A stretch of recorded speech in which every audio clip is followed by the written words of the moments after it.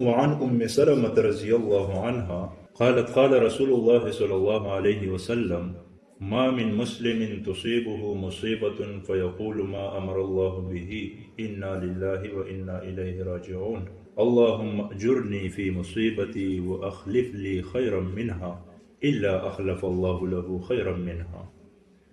فلما مات أبو سلمة قلت أي المسلمين خير من أبي سلمة؟ أول بيت هاجر إلى رسول الله صلى الله عليه وسلم ثم إني قلتها فأخلف الله لي رسول الله صلى الله عليه وسلم. مسلم شریف روایت ہے. سلمہ رضی اللہ تعالیٰ عنہ وی چې نبی علیه الصلاۃ والسلام وفرمایل چې کله په یو مسلمان باندې مصیبت راشي، چې کله یو مسلمان پس مصیبت کې مبتلا شي، نو د الله تبارک وتعالی د حکم مطابق د الفاظ وی انا لله و انا الیه راجعون، یعنی مونږ د الله د طرف نه راغلی یو او الله طرف ته به واپس ځو. دا ترجمه او دا دعا دی وی اللهم اجرني في مصيبتي واخلف لي خيرا منها. دا دعا دی وی نو الله تبارک وتعالی به ورته د دغه شي په بدله کې بهترینه بدله ورکړي. کوم شی چې د دنه ضایع شوی دی، کوم شی چې د دنه ورک شوی دی، الله به ورته دې بهتره بدله ورکړي.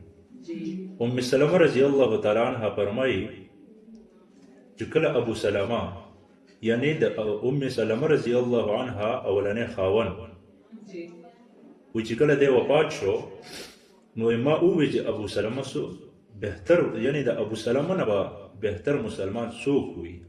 هغه ابو سلمہ چې د ټولو نه اول د خپل اهل و عیال سره پیغمبر علیه الصلاۃ والسلام طرف ته هجرت وکړو.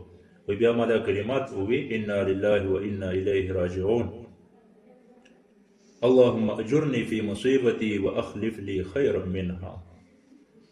نو الله تبارک وتعالی ما ته د ابو سلمہ په بدله کې نبی علیه الصلاۃ والسلام په بدل کې راغلو. یعنی ابو سلمہ چې زما خاون و هغه وفات شو، ډېر ښه سړی و، هغه وفات شو، ما د الله تبارک وتعالی مخې ته صبر وکړو، دا کلمات مې ووی، نو الله تبارک وتعالی ما ته د دواړو جهانو سردار مبارک سره لوی نعمت د نکاح را نصیب کړو چې زه د نبی علیه الصلاۃ والسلام په نکاح کې راغلم. چې کله هم بنده دغه کلمات ووی او د الله تبارک وتعالی مخې ته صبر وکړي، نو الله تبارک وتعالی د هغه ورک شوي شي یا هغه چې کوم د دنه ضایع شوی دی هغه الله ورته ښه بدل ورکړي. نو اوس که چېرته زمونږ او ستاسو په کورونو کې، زمونږ او ستاسو په ژوند کې داسې قسمه معامله راشي، د اولاد غم راځي، د والدینو غم راځي، او یا دغه شانتې بل څه ورک شي، زمونږ او ستاسو ته الله تبارک وتعالی کوم نعمتونه راکړي او هغه نعمتونه ورک شي، زمونږ او ستاسو د لاس نه وځي، نو موږ او تاسو له پکار دی چې دا طریقه اختیار کړو.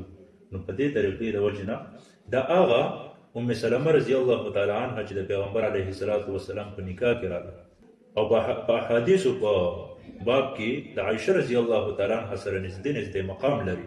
مخکې د پیغمبر علیه الصلاۃ والسلام نه د حدیث اورېدلی و او د مصیبت په وخت کې چې په دې باندې عمل کول پکار دی او دغه اختیار کو الله تبارک وتعالی ورته لوی نعمت و چې کله بنده نه څه شی ورک شي، په بنده باندې هغه نعمتونه چې الله تبارک وتعالی بنده ته ورکړي دي هغه ترې واخلي، بنده له پکار دی چې صبر وکړي او دا طریقې اختیار کړي، الله تبارک وتعالی به ورته بهتر بدل ورکړي. الله دې عمل کولو توفیق راکړي.